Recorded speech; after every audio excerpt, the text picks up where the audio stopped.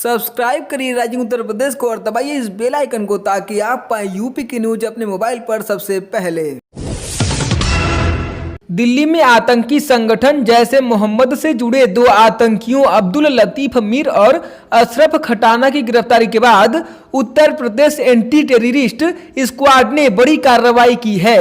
सहारनपुर से दो संदिग्ध आतंकियों को गिरफ्तार किया गया है। संदिग्ध आतंकी बांग्लादेश के रहने वाले हैं। इनके पास से सहारनपुर से ही बने आधार कार्ड और पासपोर्ट बरामद हुए हैं। इन लोगों ने जाली दस्तावेजों से ये पासपोर्ट व आधार कार्ड बनवाए थे। दोनों के मोबाइल फोन में कई विदेशी संदिग्धों के नंबर एक्टिवेट मिले हैं। एटीएस ने दोनों को कोर्ट में पेश किया, जहां से उन्हें 14 दिन की न्यायिक हिरासत में जेल भेज दिया गया। प्रयागराज से भाजपा सांसद रीता बहुगुणा जोशी की 8 साल की पोती किया की देर रात मौत हो गई। किया दिवाली की रात पटाखा जलाने के दौरान झुलस गई थी। प्रयागराज के निजी अस्पताल में उसका इलाज चल रहा था। हालात में सुधार न होने की वजह से उसे दिल्ली ले जाने की तैयारी थी, लेकिन उससे पहले ही किया ने दम तोड़ दिया। किया रीता बहुगुणा जोशी के बेटे मयंक की बेटी थी। दिवाली पर किया अपनी मां के साथ प्रयागराज कैंट में अपनी ननिहाल गई थी। शाम को दूसरे बच्चों के साथ छत पर खेल रही थी। आशंका है कि उसी समय पटाखे से कपड़ों में आग लग गई थी, जिससे वह गंभीर रूप से झुलस गई। किया हाल ही में अपनी मां ऋचा जोशी और दादा दादी के साथ कोरोना से ठीक होकर घर लौटी थी। बुलंदशहर में एक सनसनीखेज मामला सामने आया है। आरोप है कि यहां रेप मामले में सुलह करने से इनकार करने पर एक नाबालिग लड़की को जिंदा जला दिया गया। यह पूरा मामला जहांगीरबाद कोतवाली क्षेत्र के गांव का है। यहां रहने वाली 14 साल की दुष्कर्म पीड़िता सुबह अपने घर में संदिग्ध परिस्थितियों में झुलस गई। सांसद मनोज तिवारी वाराणसी के रोडवेज स्थित अपने परिचित के आवास पर मिलने पहुंचे।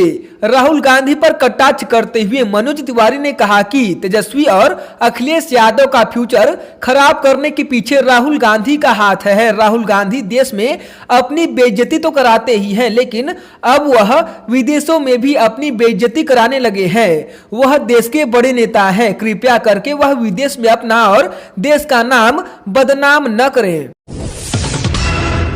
प्रदेश के विश्वविद्यालय व डिग्री कॉलेजों में स्नातक और परास्नातक की कक्षाएं 23 नवंबर से लगेंगी। अभी तक सिर्फ पीएचडी और पीजी विज्ञान वर्ग के विद्यार्थियों को ही पढ़ाई के लिए कैंपस बुलाया जा रहा था, लेकिन अब सभी कोर्सेज के विद्यार्थियों की कक्षाएं कैंपस में लगेंगी।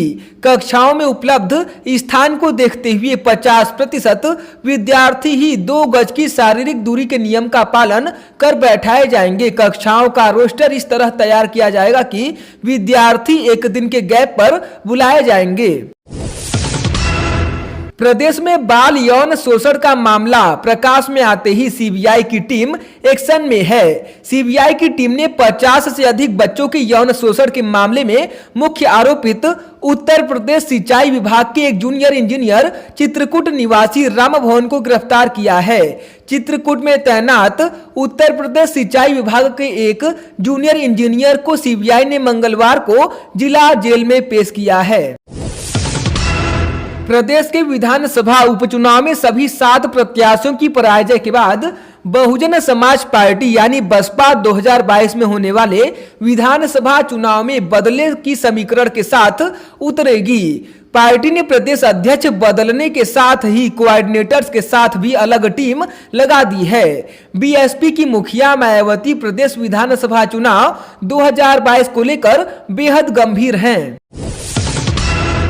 कानपुर के चौबेपुर के बिकरू गांव में दबिश देने गई पुलिस की टीम पर हमला कर सीओ सहित 8 पुलिसकर्मियों का हत्या के मामले में योगी आदित्यनाथ सरकार अब एसआईटी टीम की रिपोर्ट पर लगातार कार्रवाई कर रही है।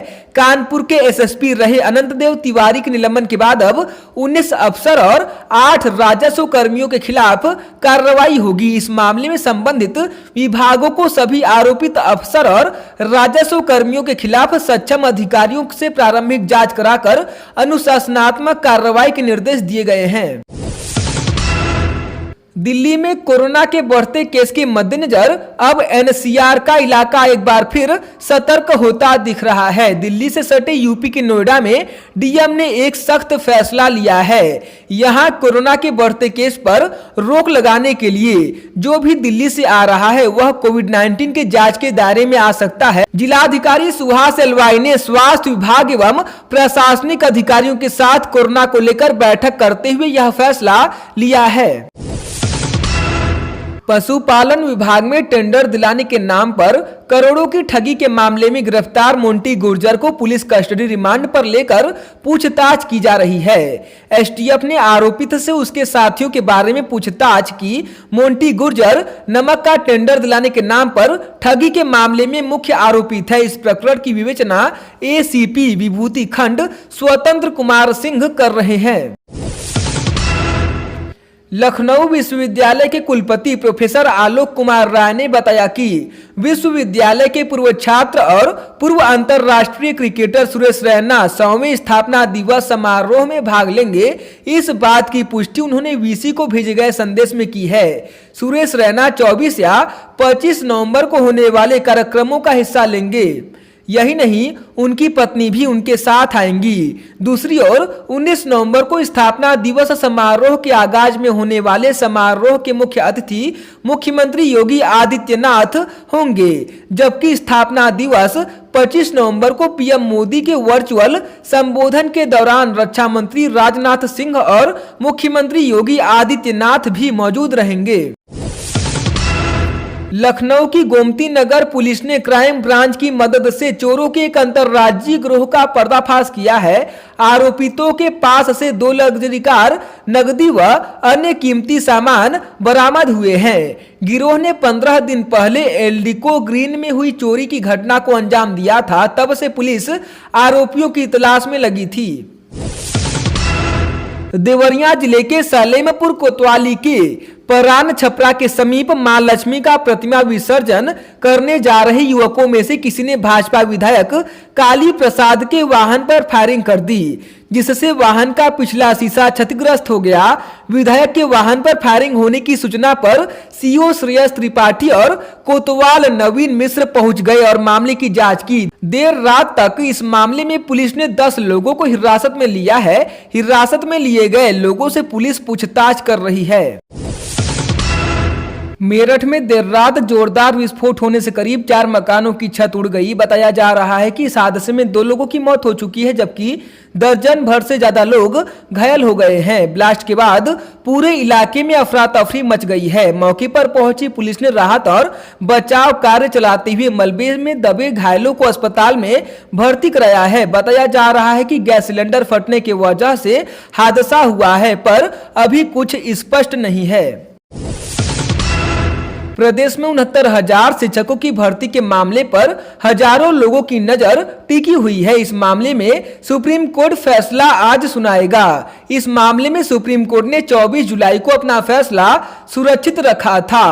प्रदेश में शिक्षकों की भर्ती को लेकर बीते 2 सालों से विवाद जारी है। अब तक इन भर्तियों को पूरा नहीं किया जा सका है। पहले यह मामला परीक्षा में कट ऑफ को लेकर कोर्ट में अटका हुआ था, जिसमें छात्रों के एक गुट का कहना था कि सरकार का परीक्षा के बाद कट ऑफ निर्धारित करना गलत है। इसके बाद सरकार ने पिछली बार की तुलना में ज्यादा कट ऑफ निर्धारित कर दी थी। इसी बात को लेकर पूरा विवाद शुरू हुआ और मामला हाई कोर्ट तक पहुंच गया। हाथरस में दीपावली के त्यौहार के बाद सीबीआई टीम शाम के करीब 4:30 बजे जांच के लिए बुलगड़ी गांव पहुंची। गांव के एक युवक से पूछताछ की और बाद में थाने पर आकर तत्कालीन इंस्पेक्टर से पूछताछ की। सीबीआई टीम को हाथरस के बुलगड़ी में युवती की गैंगरेप के बाद मौत के मामले की जांच करते हुए करीब 1 माह से अधिक समय बीत गया है। टीम लगातार जांच पड़ताल में जुटी है। फिलहाल दीपावली के कारण सीबीआई टीम शायद वापस लौट गई थी। राजधानी लखनऊ में जहरीली शराब पीने से 6 लोगों की मौत हो गई थी। योगी सरकार ने अब इस मामले में कार्रवाई करते हुए लखनऊ के पुलिस कमिश्नर सुजीत पांडेय को हटा दिया है। उनकी जगह डीके ठाकुर को नियुक्त किया गया है। वहीं आबकारी निरीक्षक आलोक पांडेय को निलंबित कर दिया गया है। मथुरा में भगवान श्री कृष्ण विराजमान के वाद में प्रतिवादी जिला जज की अदालत में हाजिर होंगे। इस मामले में श्री कृष्ण जन्मस्थान ट्रस्ट और ईदगाह ट्रस्ट के पदाधिकारियों को प्रतिवादी बनाया गया है। वाराणसी के बड़ा गांव थाने में शराब ठेके के सेल्समैन ने 2 युवकों को चाकू मारकर घायल कर दिया। जानकारी के मुताबिक रामपुर में स्थित देसी शराब के ठेके पर रात में 2 दोस्त बाबूलाल राजभर और संतोष राजभर शराब खरीदने के लिए गए थे। सेल्समैन गणेश ने एमआरपी से ज्यादा पैसे मांगे, जिसका दोनों ने विरोध किया। नशे में गणेश ने दोनों पर चाकू से हमला कर दिया। बड़ा गांव थाना प्रभारी के मुताबिक मामला संज्ञान में आते ही अब गिरफ्तारी के लिए पुलिस दबिश दे रही है।